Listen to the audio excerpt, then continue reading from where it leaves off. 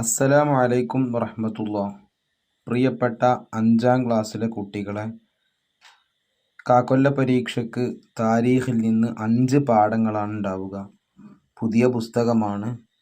അപ്പോൾ ഇൻഷാ അള്ളാഹ് താരീഖിൽ ഒന്നാമത്തെ പാഠത്തിൻ്റെ പ്രധാനപ്പെട്ട കാര്യങ്ങളാണ് പറയുന്നത്.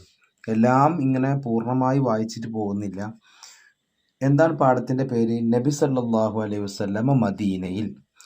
അപ്പം നബി സല്ലല്ലാഹു അലൈഹി വസല്ലമ തങ്ങൾ മദീനയിലേക്ക് വരുന്ന സമയത്ത് മദീനയിലെല്ലാ ആളുകളും മദീനയുടെ അതിർത്തിയിൽ വന്നുകൊണ്ട് നബിനെ സ്വീകരിക്കാൻ വേണ്ടി കാത്തിരിക്കുകയാണ്. എല്ലാ ദിവസവും ഇങ്ങനെ കുറേ ദിവസമായിട്ട് അവർ കാത്തിരിക്കുന്നുണ്ട്. ഇന്ന് വരും നാളെ വരും എന്ന് വിചാരിച്ചിട്ട് അങ്ങനെ കാത്തിരുന്നു. അങ്ങനെ ഒരു ദിവസം നബി സല്ലല്ലാഹു അലൈഹി വസല്ലമ തങ്ങൾ വരികയാണ്. അപ്പോൾ അവർ വിളിച്ചു പറഞ്ഞു, പുണ്യ നബി സല്ലല്ലാഹു അലൈഹി വസല്ലം അതാ വരുന്നു എന്നവർ വിളിച്ചു പറഞ്ഞു. എന്നിട്ട് അവർ പാടിയ പാട്ടാണിത്. ത്വലഅൽ ബദ്റു അലൈനാ മിൻ സനിയാതിൽ വദാ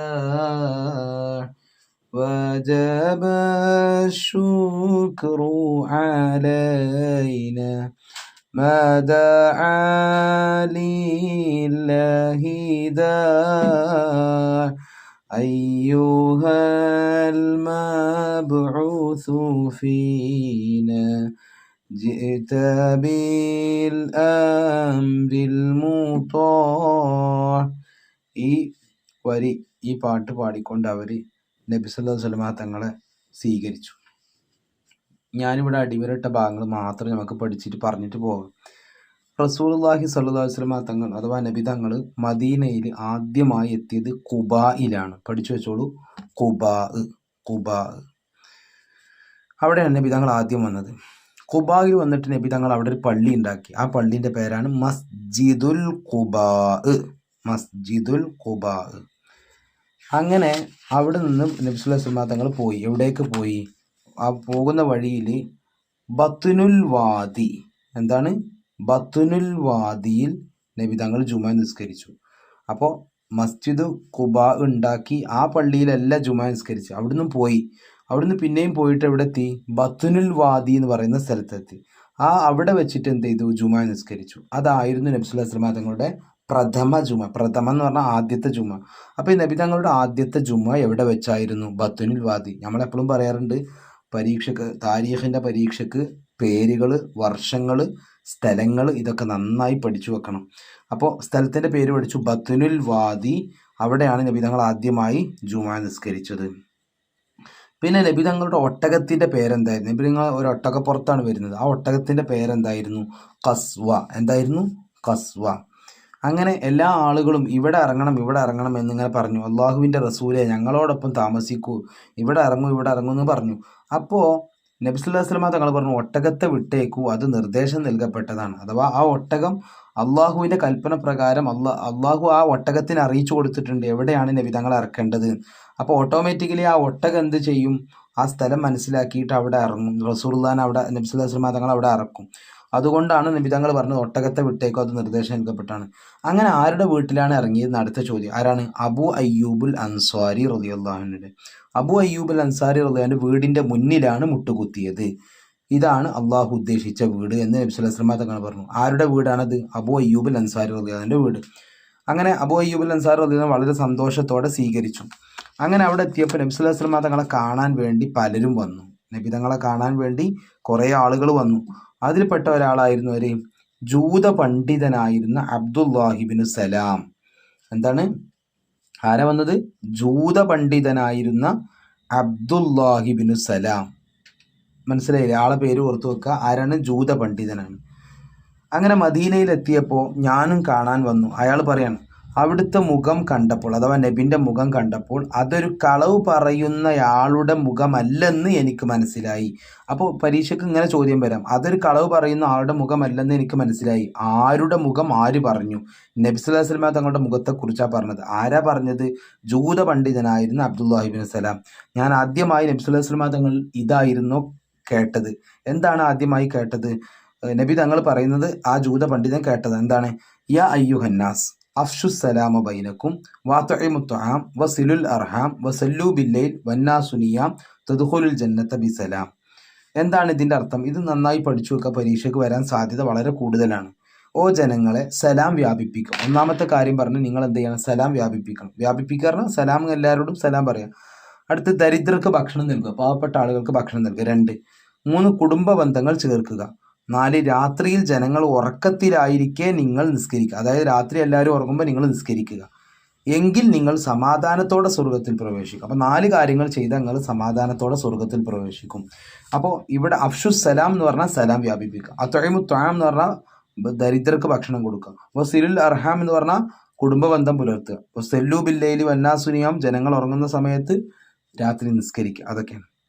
ഇനി മദീനയുടെ പണ്ടത്തെ പേരെന്തായിരുന്നു? അതാണ് അടുത്ത ചോദ്യം. യസിരിബ് എന്നായിരുന്നു. യസിരിബ്. ഹിജ്റക്ക് ശേഷമാണ് മദീന എന്ന് പേര് വിളിക്കപ്പെട്ടത്. അപ്പോൾ മദീന എന്ന പേര് ആ നാടിന് കിട്ടിയത് നബി സല്ലല്ലാഹു അലൈഹി വസല്ലം തങ്ങൾ അവിടെ വന്നതിന് ശേഷമാണ്. പിന്നെ നബി സല്ലല്ലാഹു അലൈഹി വസല്ലം തങ്ങൾക്ക് മദീനയിൽ ദീനി പ്രബോധനം എന്തായിരുന്നു? കൂടുതൽ സൗകര്യപ്രദമായി. പിന്നെ മദീനയിലെ പുരോഗതികൾ എന്തൊക്കെയാണ്? മദീനയിലെ പുരോഗതികൾ: സുരക്ഷിതമായ ഇബാദത്തിനായി പള്ളി നിർമ്മിച്ചു. അവിടെ പള്ളി, മക്കയിൽ ഈ സൗകര്യം ഇല്ലായിരുന്നു. അപ്പോൾ സുരക്ഷിതമായിട്ട് ആരും ആക്രമിക്കുന്നുള്ള പേടിയൊന്നുമില്ല. സുരക്ഷിതമായ ഇബാദത്തുകളായി പള്ളി നിർമ്മിച്ചു. പിന്നെ മുഹാജിറുകൾക്കും അൻസാറുകൾക്കും ഇടയിൽ സാഹോദര്യം ഉണ്ടായി. ആരാണ് മുഹാജിർ, ആരാ അൻസാർ നിങ്ങൾക്ക് അറിയില്ലേ? അതായത് നബിൻ്റെ മക്കത്ത് നിന്ന് അഥവാ മക്കയിൽ നിന്ന് നബിനോടൊപ്പം മദീനയിലേക്ക് വന്ന ആളുകളാണ് മുഹാജിറുകൾ. എന്നാൽ മദീനയിൽ പണ്ടേ ഉണ്ടായിരുന്ന നാട്ടുകാരുണ്ടാവുമല്ലോ, അവിടെ നബിനെ കാത്തു നിന്ന ആൾക്കാർ, അവരാണ് അൻസാറുകൾ. മനസ്സിലായില്ലേ? അപ്പോൾ മുഹാജിറുകൾക്കും അൻസാറുകൾക്കും ഇടയിൽ സാഹോദര്യം ഉണ്ടാക്കി. പിന്നെ ദീനി പഠന സംവിധാനങ്ങൾ ഉണ്ടാക്കി. 3 കാര്യങ്ങളാണ് അവിടെ ഉള്ളത്. 1, സുരക്ഷിതമായ ഇബാദത്തിനുള്ള പള്ളി നിർമ്മിച്ചു. മുഹാജിറുകൾക്കും അൻസാറുകൾക്കും ഇടയിൽ സാഹോദര്യം ഉണ്ടാക്കി. ദീനി പഠന സംവിധാനങ്ങൾ ഉണ്ടാക്കി. അടുത്ത, ആരാണ് മുഹാജിറുകൾ? മക്കയിൽ നിന്ന് ഹിജ്റ വന്ന സ്വഹാബികൾ. പഠിച്ചില്ലേ? മക്കയിൽ നിന്ന് ഹിജ്റ വന്ന സ്വഹാബികൾ. അടുത്ത, ആരാ അൻസാറുകൾ? മുഹാജിറുകളെ സ്വീകരിച്ച മദീനയിലെ സ്വഹാബികൾ. കണ്ടില്ലേ? 2 സ്വഹാബികളാണ്. ഒന്ന് മക്കയിൽ നിന്ന് ഹിജ്റ വന്ന സ്വഹാബികൾക്കാണ് മുഹാജിർ എന്ന് പറയാം. മുഹാജിറുകളെ സ്വീകരിച്ച മദീനയിലെ സ്വഹാബികളാണ് ആര്? അൻസാറുകൾ. ഓക്കെ, ഇവിടെ ആ ഹിജ്റ പോയ റൂട്ടൊക്കെ കാണിക്കുന്നുണ്ട്. നമ്മൾ ക്വസ്റ്റ്യൻ ആൻസർ നോക്കുക. ഞാൻ പറഞ്ഞിട്ട് ഈ പാഠത്തിൽ നമ്മൾ പുതിയ പുസ്തകത്തിൽ ക്വസ്റ്റ്യൻ ആൻസറാണ് ഏറ്റവും കൂടുതൽ ശ്രദ്ധിക്കേണ്ടത്. നബി സല്ലല്ലാഹു അലൈഹി വസല്ലം ഡാഷുടെ വീട്ടിലാണ് താമസിച്ചത്. ആരാണ്? അബൂ അയ്യൂബുൽ അൻസാരി റളിയല്ലാഹു. അബ്ദുല്ലാഹിബ്നു സലാം എന്ന ഡാഷ് പണ്ഡിതനായിരുന്നു. എന്താ? ജൂത പണ്ഡിതൻ. അടുത്ത് അഫ്ഷു, ഞാൻ പറഞ്ഞില്ലേ, അഫ്ഷു സലാമ ബൈനക്കും വഅത്ഇമു ത്വആം വസിലുൽ അർഹാം വസല്ലു ബില്ലൈൽ വന്നാസു നിയാം തദ്ഖുലു അൽ ജന്നത ബിസലാം. അപ്പോൾ അത് കാണാൻ പഠിക്കണം നിങ്ങൾ. പരീക്ഷയ്ക്ക് വരാൻ സാധ്യത കൂടുതലുണ്ട്. അടുത്ത് ഡാഷ്, നബി സല്ലല്ലാഹു അലൈഹി വസല്ലം ഡാഷ് എന്ന ഒട്ടകത്തിൻ്റെ പുറത്തായിരുന്നു. എന്താണ്? ഖസ്വ. കണ്ടില്ലേ? ഖസ്വ. അടുത്ത, മക്ക ജീവിതവും മദീന ജീവിതവും തമ്മിലുള്ള വ്യത്യാസം കാണിക്കുന്ന ടേബിൾ പൂർത്തിയാക്കുക. മക്കയിൽ എങ്ങനെയായിരുന്നു, മദീനയിൽ എങ്ങനെയായിരുന്നു? അപ്പം മദീനയിൽ 3 പുരോഗതികൾ ഇവിടെ പറയുന്നുണ്ട്. സുരക്ഷിതമായ ഇബാദത്തിനുള്ള പള്ളി, പിന്നെ മുഹാജിറുകൾക്കും അൻസാറുകൾക്കും ഇടയിൽ സാഹോദര്യം, ദീനി പഠന സംവിധാനങ്ങൾ ഉണ്ടാക്കി. അത് 3 മദീനയിലെ ഇത്. മക്കയിൽ അതിൻ്റെ നേരെ ഓപ്പോസിറ്റ് ചെയ്ത എന്താ? സുരക്ഷിതമായ ഇബാദത്തിനുള്ള പള്ളിയില്ല. പിന്നെ എന്താണ്? ദീനി പഠന സംവിധാനങ്ങൾ ഇല്ല.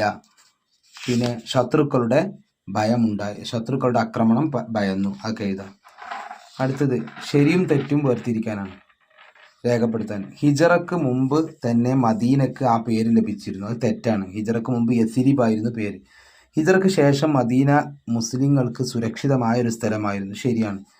ഹിജറക്ക് മുമ്പ് മദീനയിൽ മുസ്ലിങ്ങൾ ഉണ്ടായിരുന്നില്ല. അത് തെറ്റാണ്. ഹിജറക്ക് മുമ്പ് തന്നെ മദീനയിൽ മുസ്ലിങ്ങളുണ്ട്. അടുത്ത ചോദ്യം ചർച്ച ചെയ്യാമാണ്.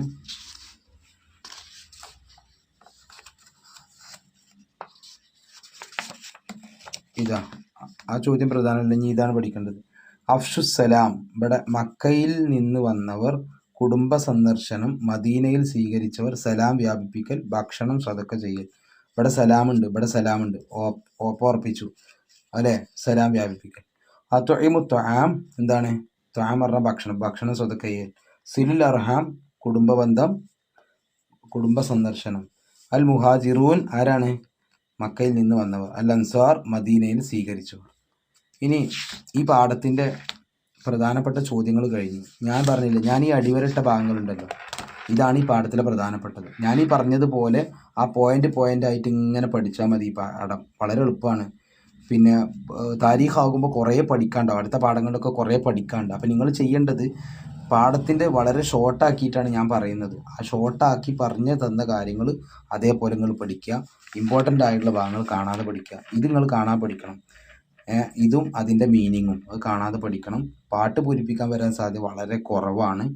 പിന്നെ ഇവിടെ നബിൻ്റെ ഒട്ടകത്തിൻ്റെ പേര്, അത്തരം കാര്യങ്ങളൊക്കെ ഉണ്ടല്ലോ, അതൊക്കെ എന്തായാലും പരീക്ഷയ്ക്ക് വരും. മാച്ച് ദ ഫോളോയിങ് ആയിട്ടെങ്കിലും വരും. അപ്പോൾ എല്ലാവരും ശ്രദ്ധിക്കുക. അസ്സലാമു അലൈക്കും.